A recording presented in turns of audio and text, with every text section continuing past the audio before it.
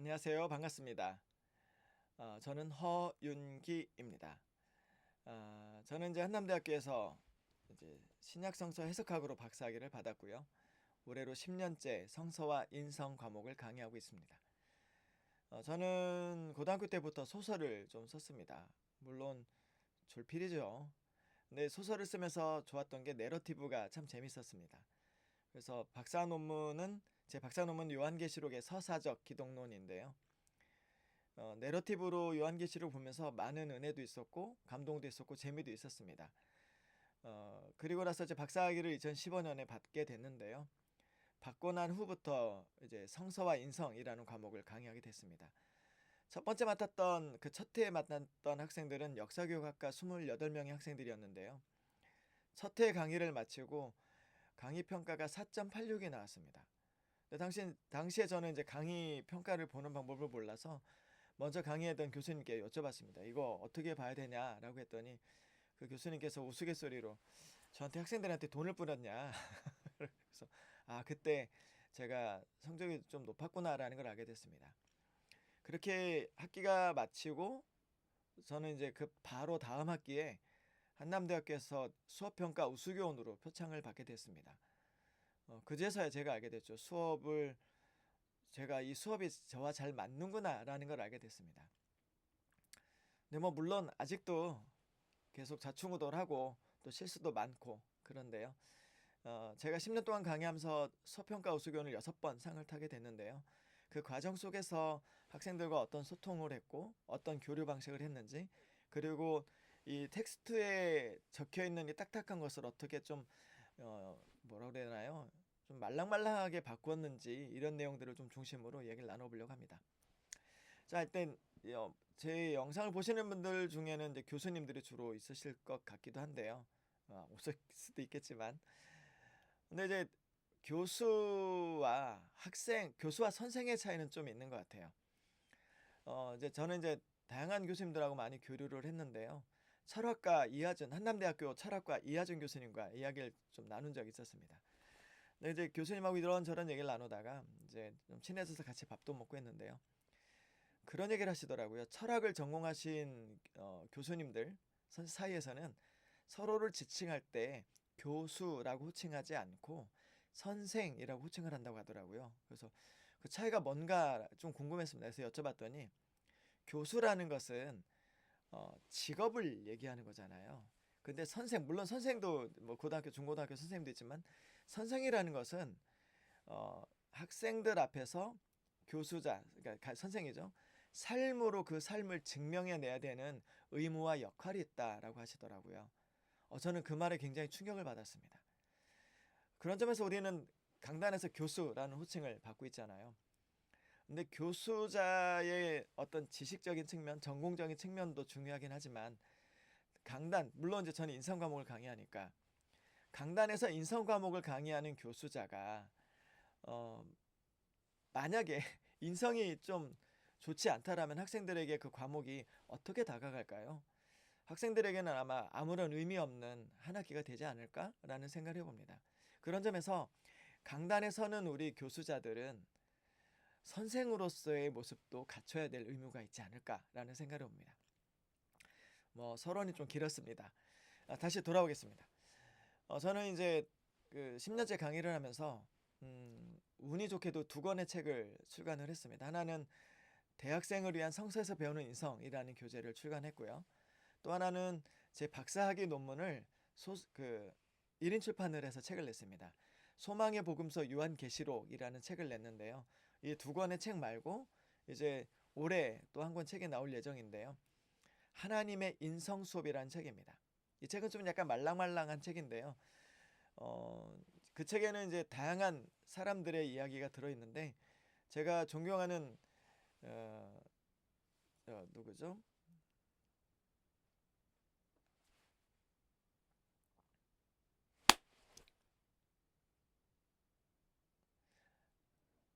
네, 그 하나님의 인성 수업 책에는 이제 조만간 책이 나올 건데요. 그 책에는 경남 도민일보 김주한 편집장님의 허락하에 어른 김장한 선생님의 이야기를 그 책에다 좀 넣었습니다. 내용을 좀 넣었는데 그때 이제 너무 어른 김장 선생님 얘기를 보면서 너무 감동이 있어서 그분의 이야기를 좀 너무 싣고 싶었습니다. 그래서 이제 경남 도민일보 김주환 편집장님하고 개인적인 친분이 있어가지고 연락을 드렸죠. 그래서 제가 이런 책을 쓰는데 김장한 선생님의 얘기를 써도 되겠냐라고 했더니 마음껏 쓰셔도 된다고 허락해 주셔서 그 내용도 썼습니다.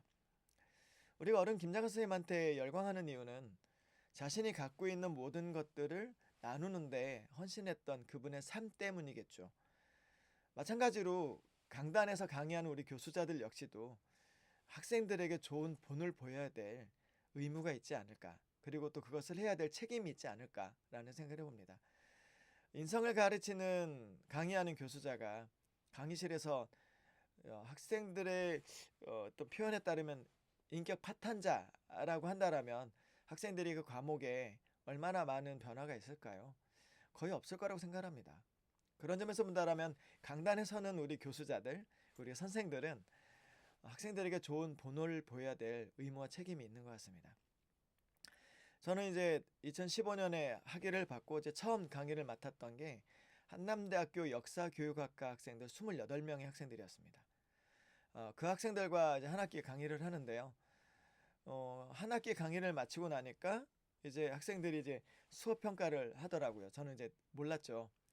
수업 평가 이제 점수가 이제 나왔는데 어떻게 봐야 되는지를 모르겠는 거예요. 그래서 이제 강의했던 교수님에게 좀 보여드리면서 이거 어떻게 봐야 됩니까? 제가 어떤 건가요? 라고 했더니 그 교수님께서 막 저를 이렇게 위아래로 훑어보시더니 학생들한테 돈을 뿌렸나요? 그러시더라고요. 그래서 무슨 말이죠? 그랬더니 성적이 좋았던 거예요. 그러니까 5.0 만점에 4.86을 받았던 거죠. 그때 알았습니다. 제가 학생들과 잘 맞는구나, 소통하는 것이 잘 맞는구나 라는 생각을 하게 됐고요. 또 하나는 이 과목이 나한테 맞는구나 라는 생각을 하게 됐습니다. 물론 이제 저는 전공이 신약학인데도 불구하고 대학에서 계속 인성 과목을 강의를 많이 했죠. 죄송합니다. 2년 전이었던 것 같습니다. 우연찮게 한일 장신대에서 신약학 객원 교수를 뽑는다는 모집 공고를 보게 됐습니다. 그래서 이제 2차 때였나요? 3차 때였나 이제 제가 거기에 공고를 보고 이제 지원을 했는데요. 한 학기 강의를 맡게 됐습니다. 신약개론이라는 과목이었는데요. 토요일에 진행하는 과목이었습니다. 네, 강의를 하러 갔더니 대부분의 모든 학생들이 다 나이가 많으신 분들이었어요. 그러니까 이제 주말에 오셔서 강의를 듣고 이제 학위를 마치려는 분들인 거죠. 근데 이제 1학기 강의를 마치고 났는데 수업평가 이제 점수가 뜨잖아요. 근데 5.0 만점에 4.9점을 받았습니다. 정말 저한테는 감사한 일이 아닐 수 없었죠. 5.0 만점에 4.9면 거의 뭐 제가 봐도 돈을 뿌려야 되는 돈을 뿌려 나오는 결과 같았는데요. 너무 감사했죠. 그래서 이제 한 학기를 1학기를 마치면서 이제 다음 학기에 반갑게 봤으면 좋겠습니다라고 이제 인사를 마치고 헤어졌습니다. 근데 이제 2학기가 다가오는데 계속 연락이 없는 거예요. 그래서 이제 교무처에 연락을 드렸죠. 그랬더니 이제 교무처에 계신 이제 차장님이었던 것 같아요. 직원분인지 차장님인지 모르겠는데 저한테 굉장히 조심스럽게 말씀을 하시더라고요.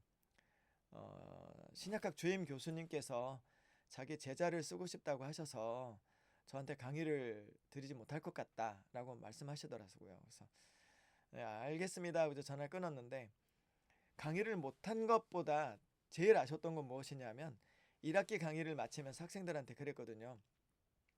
우리 다음 학기에 다시 반갑게 봅시다 라고 인사를 했는데 그렇게 되지 못했던 것이죠. 결국 이제 학생들과 다시 만나지 못하게 됐지만 몇몇 분의 학생들이 대전까지 오셔가지고 저를 만나고 저 같이 식사도 하고 헤어지고 했습니다. 또 익산에 있던 그룹의 학생들이 이제 부르셔가지고 저를 익산으로 와서 좀 같이 보자 해서 이제 얘기를 나눴는데요. 가르치는 자에게 지식이라는 것도 꽤 중요하지만 우리가 어떤 사람인지, 그리고 저에게 수업을 들었던 학생들이 교수자의 어떤 모습을 보고 변화가 되는지를 발견할 수 있었던 제게는 참으로 행복하고 감사한 시간이었습니다. 서론이 좀 길었습니다. 뭐 강의를 하면서 많은 실수도 있고 늘 부족함이 많은 걸 아는 교수자이기 때문에 학생들에게 좀 나갈 때마다 늘 두려움으로 나가갑니다. 학생들에게 저는 교수자 또 수강자 이렇게 서로 호칭을 하는데요.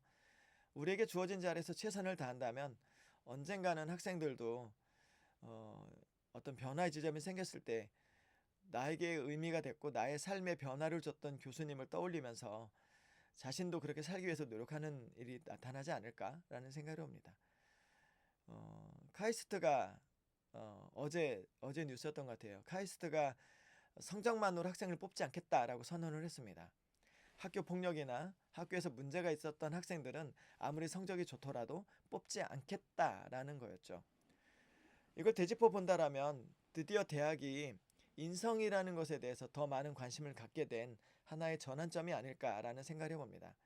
그런 점에서 대학에서 강의하는 우리 교수자들도 역시 좀 더 학생들을 배려하고 학생들의 상황들에 대해서 이해하려고 노력하는, 그리고 소통하려고 노력하는 그런 선생으로서의 모습을 보여야 되지 않을까라는 생각을 해봅니다. 10년, 저는 10년째 강의를 하고 있지만 저는 비정년 트랙으로 1년씩 매년 계약하면서 10년을 해왔거든요. 물론 올해 재계약 신청을 했는데 살아남을 수 있을지는 모르겠습니다.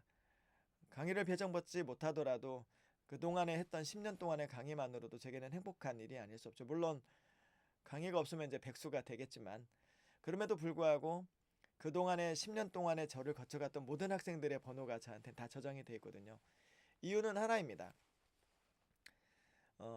어떤 학생도 그냥 잃어버리고 싶지 않았고요. 또 학생들하고 이제 마지막 종강을 할 때 그런 얘기를 합니다. 제 핸드폰에 저장된 카톡 인원의 수가 4,500명이 넘거든요. 제가 봐도 좀 이상한 것 같긴 한데 제게 수업을 들었던 모든 학생들을 다 저장을 해놨고 또 제가 만났던 모든 웬만한 사람들 다 저장해 놓거든요. 이유는 하나였습니다. 어떤 학생들한테 이제 마지막 종강 수업 때 그런 얘기를 하거든요. 혹시라도 힘든 일이 생기면 언제든 걱정하지 말고 나한테 전화를 해라. 시와 때와 장소를 가리지 않고 당신들을 만나러 가겠다라고 얘기를 합니다.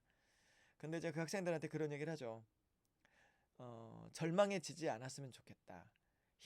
절망은 희망을 이기지 못하는 법이기 때문에 라고 말하거든요. 저는 학생들에게 인성을 강의하면서 어찌 보면 그 학생들을 평생 AS를 해야 될 의무가 있지 않을까라는 생각을 합니다. 그래서 부족하지만 제 모습들이 학생들에게 의미가 됐으면 좋겠고 변화의 지점들이 생겼으면 좋겠다라는 얘기를 좀 애둘러서 좀 얘기를 했습니다. 말이 길었습니다. 훌륭하신 교수님들도 많고 연구 업적도 많은 교수님들 많은데 저는 그냥 강의하는 교수자에 더 잘 맞는 것 같습니다. 연구자로서는 좀 부족한 것이 많지만 학생들의 변화를 위해서 그리고 다음 세대가 지금보다 더 나은 세상이 될 수 있도록 우리 강단에서는 우리 모든 교수님들 또 선생님들 모두 좋은 교수로 또 선생으로 학생들에게 길이 기억되는 그런 사람들이 됐으면 좋겠습니다. 자, 오늘은 여기까지만 하겠습니다. 긴 시간 동안 얘기 들어주신 모든 교수님들, 선생님들께 감사드립니다. 감사합니다.